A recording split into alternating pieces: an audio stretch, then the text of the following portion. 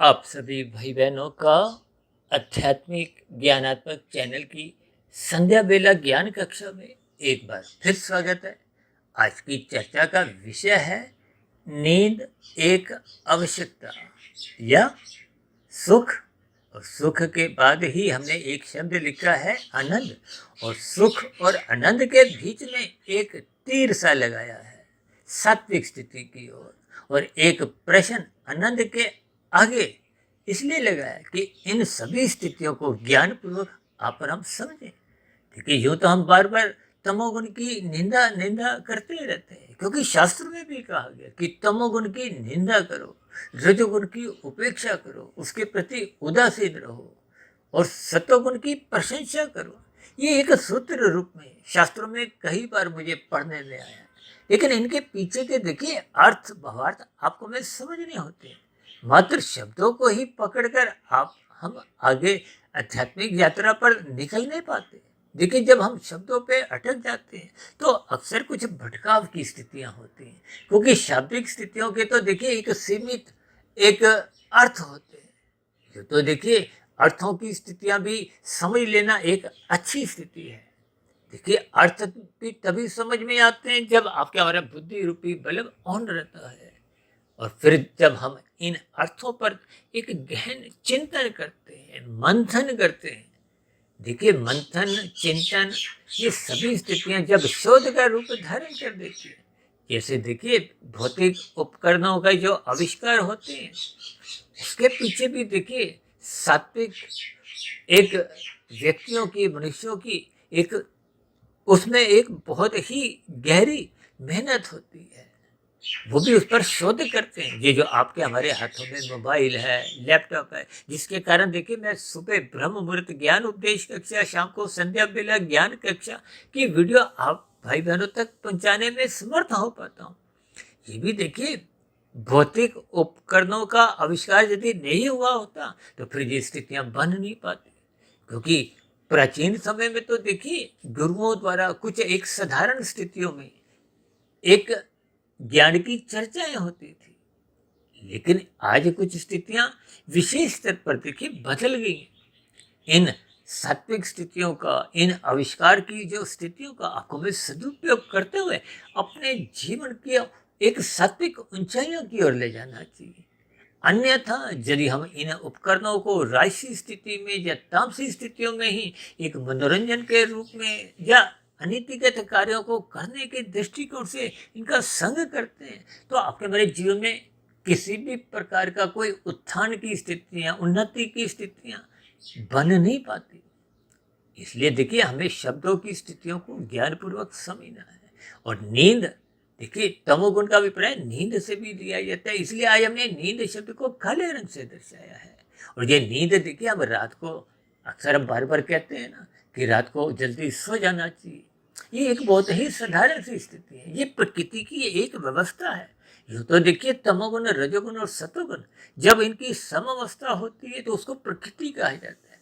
जब इन गुणों में परमात्मा की निर्गुण निराकार ब्रह्म शक्ति द्वारा एक विषमता लाई जाती है, सृष्टि का सृजन होता है, तो विभिन्न प्रकार की स्थितियां देखिए जी, कलयुग, द्वापर, त्रेता, सतयुग की जो स्थितियां हैं, ये एक प्रकृति का ही एक प्रवाह रूप में आती रहती है। हालांकि आज हमारा देखिए विषय नहीं है, आज हमारा विषय केवल नींद एक आवश्यकता के ऊपर है, क्योंकि आपके हमारे नींद की जो एक स्थिति है वो स्थूल शरीर की एक आवश्यकता है। जैसे आपके हमारे स्थूल शरीर को भोजन चाहिए, भोजन की कोई निंदा नहीं है, तो उसी में ही ये नींद भी आपके हमारी जीवन की एक आवश्यकता है। अक्सर आपने पशु वृत्तियों में देखिए आहार, मैथुन, निंद्रा, भय, ये चार स्थितियों का अक्सर आपने सुना होगा। और शास्त्र तो बार बार कहते हैं कि जो मनुष्य सत्संग नहीं करता उसके जीवन में फिर ये सत्संग की स्थितियों के अभाव में ये पशु वृत्तियां ही रहती हैं, आहार, मैथुन, निंद्रा, भय।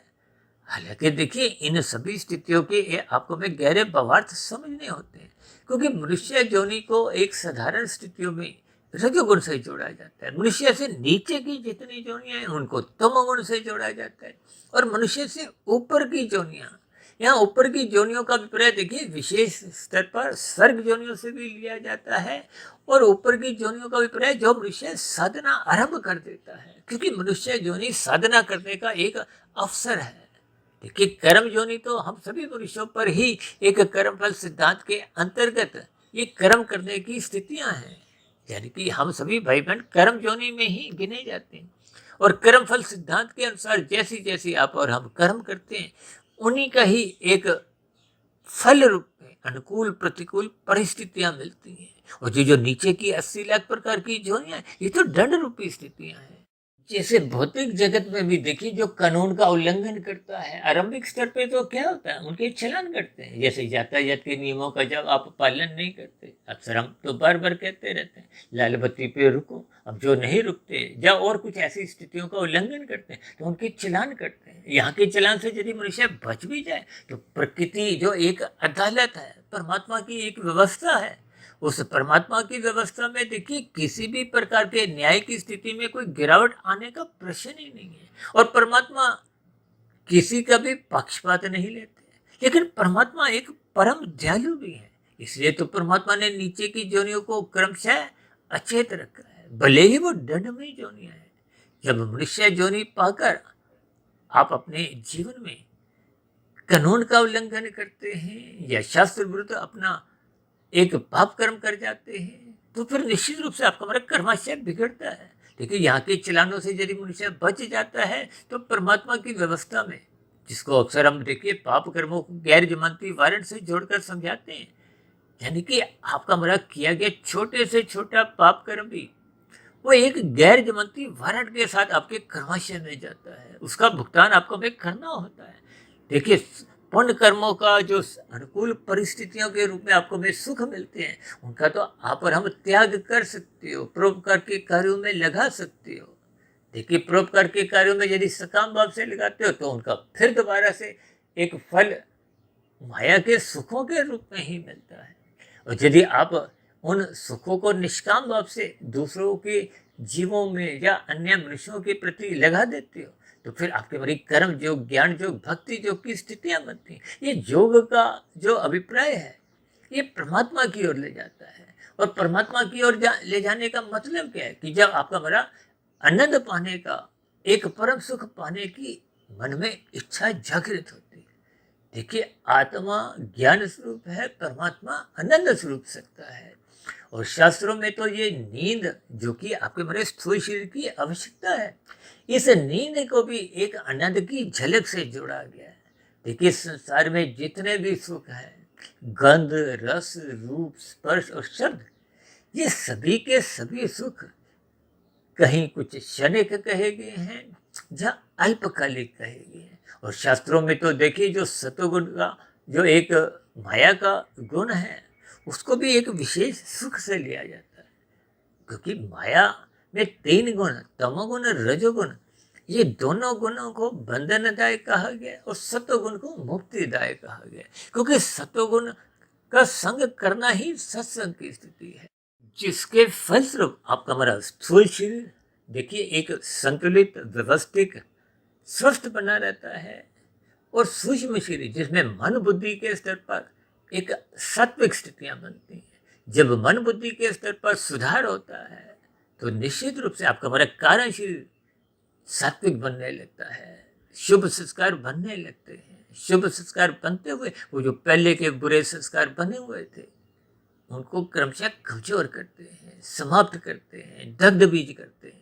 देखिए जैसा जैसा बीज कारण शरीर में संस्कार रूप में बना होता है, उनके समय समय पर देखिए कुछ ना कुछ विचार आते हैं, वृत्तियां जगती हैं या यूं को फुरने आते रहते हैं। हालांकि साधारण परिस्थितियों में ये फुरनों को देखिए एक तामसी स्थितियों से, राजसी स्थितियों से ही जोड़ा जाता है, क्योंकि सात्विक स्थितियों का अभिप्राय क्या है कि आपके मन बुद्धि के स्तर पर एक शुभ विचार आते हैं जो आपको हमें सतोगुण की ओर ले जाते हैं।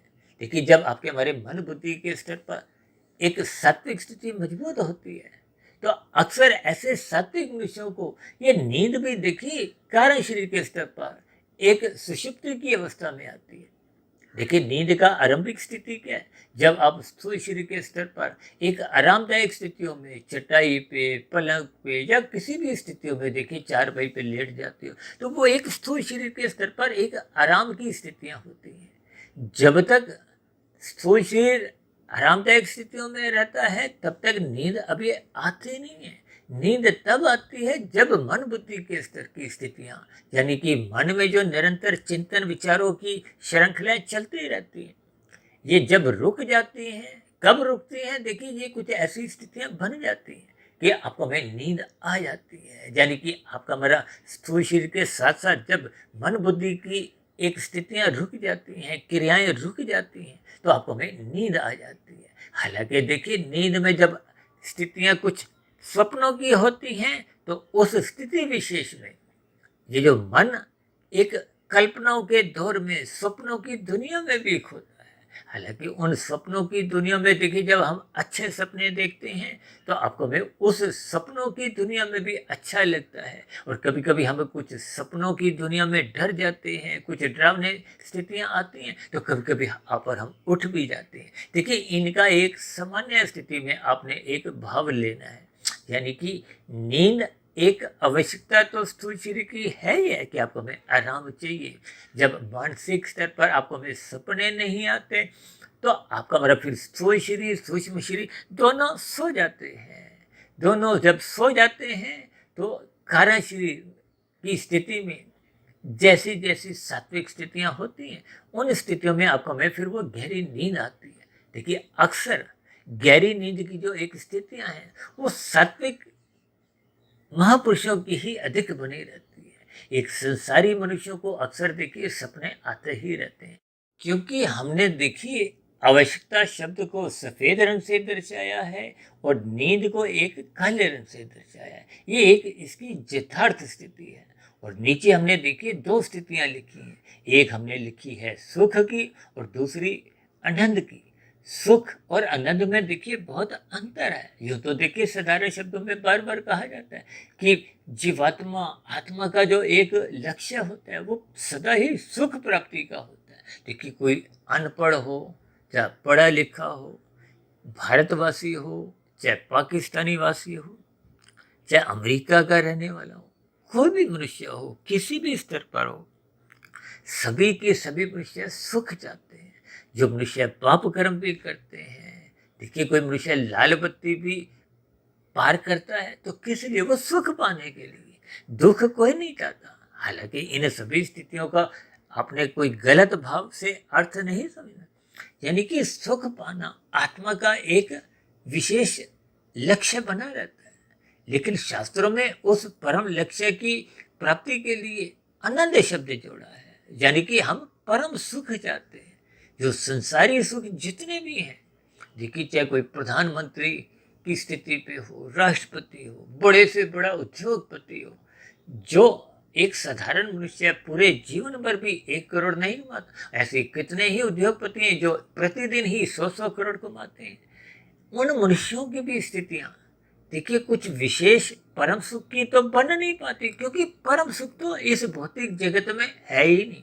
परम शब्द देखिए, जैसे आपको आत्मा, मुझे आत्मा, यानी कि जितनी भी जीवात्माएं, जितनी भी जोनियां हैं, उन सभी जोनियों के सभी जीवों की जीवात्मा है। यानी कि जब आत्मा किसी शरीर में होती है तो वो जीवात्मा बन जाती है। इन सभी स्थितियों में आपका हमारा जो एक लक्ष्य होता है वो परम सुख यानी कि आनंद प्राप्ति का होता है। जबकि ये माया, देखिए ये तमोगुण, रजोगुण और सतोगुण की स्थितियां, ये सभी द्वैत की स्थिति है। सुख के साथ दुख जुड़ा रहता है। इसलिए ये जो राशि सुख है, गंध, रस, रूप, स्पर्श, शब्द, देखिए इनमें कुछ राशि स्थितियां हैं, कुछ तामसी स्थितियां हैं।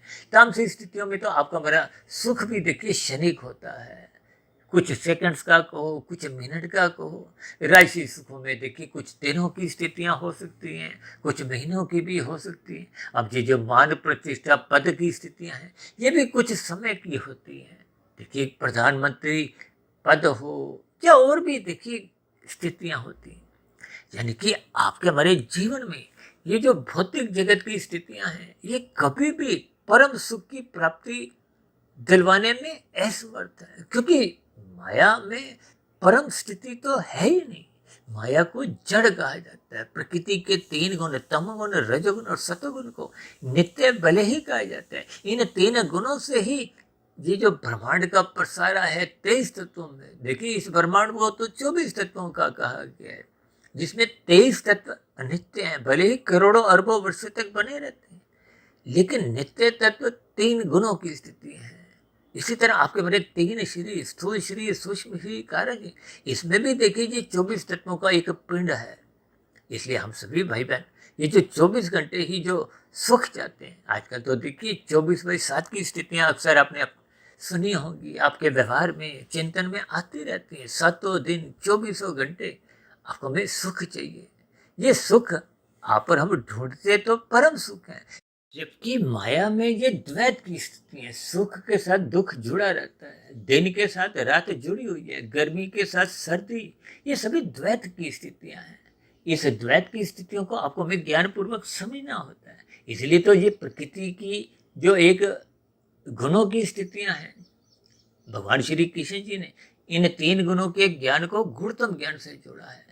इन सभी स्थितियों को जब तक आप और हम ज्ञान पूर्वक समझ नहीं पाते, तब तक अज्ञानतावश मनुष्य इस परम सुख को, क्योंकि कोई भी मनुष्य सुख दुखमय स्थितियों में नहीं ढूंढता। देखिए आपके हमारे पास यदि 99% सुख है, 1% भी यदि दुख है, तो वो 1% का दुख भी वो शेष 99% के दुखों को खा जाता है। इन सभी स्थितियों को ही आपको ज्ञान पूर्वक समझना है। इसलिए तो एक साधारण मनुष्य की परम सुख पाने की इच्छा बनी रहती है, यानी कि हम सुख दुख रहित स्थिति को एक पाना चाहते हैं। और उस स्थिति विशेष का नाम देखिए आनंद है। वो आत्म स्वरूप स्थिति में भी नहीं है। देखिए ये अलग बात है कि जब आत्मा अपने स्वरूप में स्थित हो जाती है, तो उसका परमात्मा से एक सुमुखता बन जाती है। परमात्मा से सुमुखता बनते हैं क्योंकि परमात्मा तो देखिए सच्चिदानंद है, आनंद स्वरूप सत्ता है। तो उस स्थिति विशेष में आपको हमें आनंद की झलकें मिलती हैं। आपका हमारा ज्ञान आवृत नहीं होता। लेकिन जैसे ही आप माया के सम्मुख हो जाते हो, यानी कि परमात्मा से विमुख हो जाते हो, सत्संग करते नहीं, ब्रह्म मुहूर्त में उठते नहीं और रजोगुण और तमोगुण का ही संग करते हो, तो फिर जैसे जैसे आपका हमारा क्रमशः बनता है, संस्कार बनते हैं। देखिए जन्म मरण की स्थितियां तो स्थूल शरीर के स्तर पर है। ये 84 लाख प्रकार की जोनियों का संबंध स्थूल शरीर से है, जब तक मनुष्य मायातीत नहीं होता। इसलिए तो 4 पुरुषार्थ, धर्म, अर्थ, काम, मोक्ष, ये जो स्थितियां हैं, धर्म प्रथम स्थान पे रखा गया ताकि आपका हमारा अर्थ और काम बिगड़े नहीं, और आपका हमारा जो मोक्ष प्राप्ति का जो एक लक्ष्य है वो निरंतर मनुष्य योनि में अग्रसर होता रहे। इन सभी स्थितियों को ही समझाने के लिए मैंने सुख के साथ एक सफेद तीर आनंद की ओर लगाया है। यदि हम इस दिशा की ओर एक ज्ञान पूर्वक बढ़ते नहीं, ब्रह्म मुहूर्त में उठते नहीं, गुरु के प्रवचनों को सुनते नहीं, शास्त्रों का स्वाध्याय करते नहीं, तो फिर अज्ञानतावश आपकी हमारी स्थिति इस भौतिक जगत में ही हम जैसा जैसा जिस गुण का संग करते हैं, फिर वैसी वैसी ही एक कर्म फल सिद्धांत के अंतर्गत आपको हमें स्थितियां मिलती हैं। तो इसलिए मेरी आप सभी भाई बहनों से विनती है कि मनुष्य योनि पाकर आपको हमें आनंद प्राप्ति के लिए प्रयत्न करना होगा, साधना करनी होगी, क्योंकि मनुष्य योनि ही एक अवसर है। इस अवसर का आप और हम जितना अधिक लाभ उठा लेते हैं, वो आपकी हमारी इस दिशा में आध्यात्मिक कमाई कहलाती है। और आध्यात्मिक कमाई मरने के बाद भी सुरक्षित बनी रहती है। यदि हम मिले हुए जीवन में ही मायातीत हो जाते हैं, तब तो आपको हमें आनंदमय स्थिति के लिए एक आध्यात्मिक शरीर की प्राप्ति होती है। और यदि हम इस स्थिति में थोड़ा कमजोर रह जाते हैं, तो आपको हमारे कर्मशय के अनुसार यदि आपकी हमारी साधना आरंभ होगी, ये कर्म योग, ज्ञान योग, भक्ति योग की स्थितियां आपकी हमारी बढ़ चुकी हैं, तो निश्चित रूप से अगला मनुष्य योनि का जन्म मिलता है, संस्कारी माता पिता मिलते हैं, गुरुजनों का संग सहज ही उपलब्ध बना रहता है। यानी कि आपकी हमारी आध्यात्मिक यात्रा जो आनंद की ओर आरंभ होती है, वो निरंतर अग्रसर बनी रहती है। तो ऐसी सभी शुभ स्थितियां, आनंददायक स्थितियां, परमात्मा को पाने की स्थितियां आपके हमारे जीवन में भी बनना आरंभ हो। इन्हीं शुभकामनाओं के साथ चर्चा विशेष को अब यहीं विश्राम देते हैं। कल सुबह फिर मिलते हैं ब्रह्म मुहूर्त ज्ञान उपदेश कक्षा में। तब तक आप अपने आध्यात्मिक मित्र सुधीर भट्ट या फकीर को इजाज़त दें। आप सभी भाई बहनों को बहुत बहुत शुभ रात्रि और सुबह ब्रह्म मुहूर्त में उठने के लिए, आनंद रूपी लक्ष्य की प्राप्ति के लिए बहुत बहुत शुभकामनाएं। फिर भी आज की चर्चा संबंधित कोई प्रश्न आपके मन में उठ रहा हो, कोई मेरी कही गई बातें आपको तर्क संगत सही नहीं लगी हो, या कही गई बातों पर आपकी किसी प्रकार की कोई आपत्ति हो, शिकायत हो, तो आपके प्रश्नों का, सुझावों का और शिकायतों का नीचे दिए गए कमेंट्स बॉक्स पर सदा ही स्वागत है। इस चर्चा विशेष को ध्यानपूर्वक, धैर्यपूर्वक, गंभीरतापूर्वक सुनने के लिए आप सभी भाई बहनों का बहुत बहुत धन्यवाद।